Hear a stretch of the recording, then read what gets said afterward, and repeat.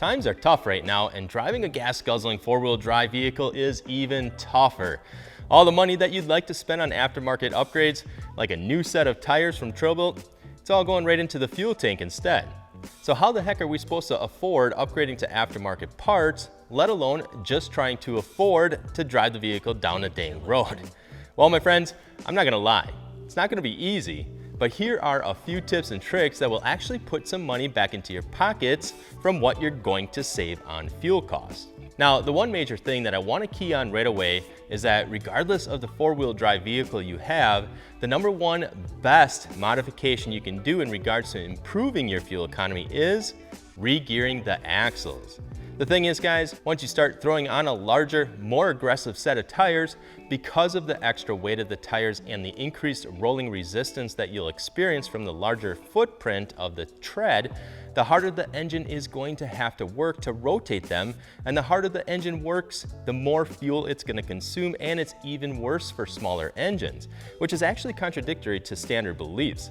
One would think that a smaller engine, regardless of the size of the tires, would just consume less fuel strictly due to the volume restrictions, and this is true for untouched stock vehicles. I mean, there's only so much fuel that can flow into an engine at a time, and a smaller engine takes less fuel to run than bigger engines, right? And yes, absolutely, but then if you're pushing more fuel for longer periods of time when trying to rotate the tires, just means that the smaller engine is working harder for longer compared to a larger, more powerful engine that isn't going to have to work as hard for as long as the smaller engine does. Therefore, a larger engine can turn the bigger tires easier than a smaller engine, and in most cases, consuming less fuel to do so.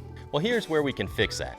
Once we decide on what tires we're going to upgrade to, this is where we'll want to determine what gear ratio we'll want to upgrade to.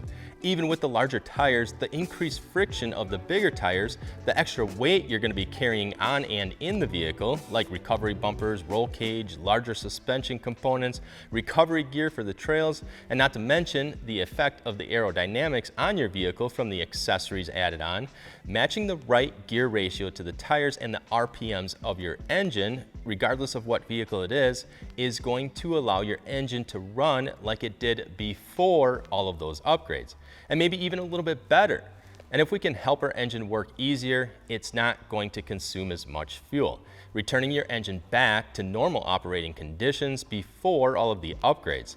And if we're not spending as much money at the pumps, then, well, this means that we're putting money back into our pockets, and in turn, it's actually paying us back in fuel savings. The trick here, though, guys, is picking out the right gear ratio right away, because buying gears and having them installed is not cheap by any means. But if we do this right, we can immediately start seeing the savings in the first mile we drive away from the shop. Now, prior to figuring out what gears and gear ratio to upgrade to, we're gonna need to have and do a few things first. One is we're gonna have to have the upgraded size tires on our vehicle first. If you don't already have them, pause the video here, click the link in the description below, and pick yourselves up a new set. Now remember that when you package your tires with a set of wheels or rims, that we will mount them and balance them for you at no additional cost.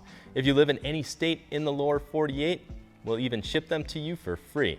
Plus, in almost every wheel and tire matchup, we even offer an additional discount for pairing your tires with a set of wheels, saving you even more money, which is basically paying you back in savings. All right, so now that you're back from picking up your new set of wheels and tires and have them installed on your vehicle, we're gonna drive our vehicle at 65 miles per hour and record the engine's RPMs. If you don't have your new tires installed yet, you can always do a Google search for gear ratio charts and gear ratio calculators to match the ratio to the tire size you plan on installing. But if you don't already have the larger tires installed yet, it is a good idea to see where your factory RPMs are at 65 miles per hour to get a baseline reading to match the new size tires to that factory RPM setting. Most gear ratio charts will give you the different choices of ratios to choose from, depending on if you want better towing ratios or better highway driving ratios, or in the middle of the two is your best overall performance ratios, all depending on how you use your vehicle the most. So now let's take a look at an example. Let's just say our vehicle, as a completely stock vehicle, is running at about 2,500 RPMs or revolutions per mile. When looking at the chart, I'm looking at about a 28-inch tire with 321 gears in the axles. And gear ratio just means for every one full rotation of the output shaft coming out of the tail housing of the transmission and through the drive shaft, my tire is going to rotate a full 3.21 times. So if I rotate my drive shaft one full turn, the tire rotates just over 3 times, which can be used in determining your gear ratios as well. If you lift up your rear axle so the tires are off the ground, the front tires are chocked so that the vehicle doesn't roll away on you, shift the transmission into neutral, rotate the drive shaft one full turn, and count exactly how many times the tire rotates. It helps to mark the tire at the very bottom of it next to the pavement, then mark the pavement at that same exact spot, and then just make sure you're watching how many times the tire rotates around, and then where that mark stops. It definitely helps to have a buddy help you here, or if you're like me and too impatient to wait for anyone, just use your camera phone and record it. All right, so if we know our engine is turning at 2,500 RPMs with a stock tire size and 321 gears, but now I have my 35-inch tires on, according to the chart, my engine is only going to be at 2,000 RPMs, meaning my engine is working much harder because I lost that leverage of having a good gear ratio to turn my stock tires, and I want to get that back. But here's the other thing too here, guys. It's not just the tires that I have to compensate for with the gear ratio.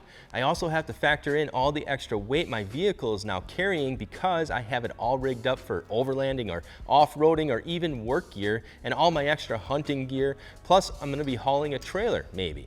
So what I may really need to look at a gear ratio that's going to give me the most optimized power from when I take off from a stop until the time I reach 65 miles per hour.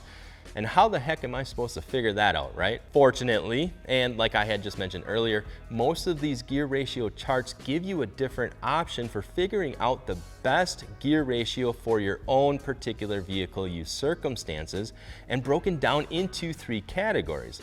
Most power, that's best for towing, but will negatively impact your fuel economy at highway speeds, is the first category. Then daily driven for best overall optimized fuel economy. And third, mainly highway driving fuel economy, which gives you the least amount of power when taking off from a dead stop. And most of these charts will also give you several choices of gear ratio ranges in each of the 3 categories. Here is exactly what I would do. After I already know my new tire size or already have them installed, is I would take an in-depth, real-world look at exactly how I use my vehicle the most and for what purposes, and then decide what I need the most of: power, fuel economy, or an almost perfect balance of both. And remember guys, without new gears and a new gear ratio with the bigger tires, you're not getting any of these. So regardless of where you end up, the new gears are certainly going to help your engine feel alive again. But once I end up deciding what I need the most, then I'll look at the chart that fits those exact parameters. So again, using the example of upgrading to 35-inch tires, I'm going to say that I'm going to lean more towards the category of daily driver that leans closer to the most power for best towing category. This means with the 35-inch tires at 65 miles per hour, my engine is going to be right around 3,000 RPMs instead of what it was at the factory setting of 2,500 RPMs. Obviously, that's burning a little bit more fuel at highway speeds, but guess what? Your engine isn't working as hard to maintain those speeds with the larger tires, extra weight, and reduced aerodynamics of your vehicle, especially when it's windy. All of us who have upgraded tires and added all that extra weight to our vehicles and haven't upgraded our gear ratios yet, well, we know just how hard our engines are working to maintain highway speeds, and that is if some of us can even reach those speeds anymore. Now, unless you only jumped up a tire size or 2, which at that point you may not even need to upgrade your gear ratio, and besides throwing in a bigger engine, upgrading your gears to a much more optimized gear ratio to match your particular vehicle uses and driving habits is definitely the best way to get the most bang for your buck in the long run when it comes to increasing engine power and saving gas money at the pump. Now, obviously, there is going to be some initial cost involved, but this kind of upgrade can be looked at as more of an investment because of the overall fuel savings in the long run. And not only savings in fuel, but consider the savings in wear and tear on your engine and drivetrain. being that your engine isn't going to have to work as hard, especially in more aggressive off-road driving situations, to turn the tires just means an overall reduction in stress and fatigue of all of your drivetrain components, from the engine and transmission through the transfer case, drive shafts, axle shafts, U-joints, and of course the gears. So overall, just a really great way to modify your vehicle to get the best performance out of it as possible. But what I'd really like to hear back from you guys is, what experiences have you guys had upgrading your gears? Did you find that you matched up the gear ratio perfectly to your driving habits? Did the new gears help reduce your overall fuel economy and wear and tear on your driveline? Also curious as to what gear ratio you went with in conjunction with the size tires you have, and on what vehicle with what engine. Just be really great to get that feedback from all of you to help all of us out, and would be greatly appreciated as well. Don't forget to check out our website for the new tires, plus remember all of those savings when packaging them with a set of wheels as well. And guys, to stay up to date with more videos relating to everything off-road, make sure and hit that subscribe and the little bell next to it.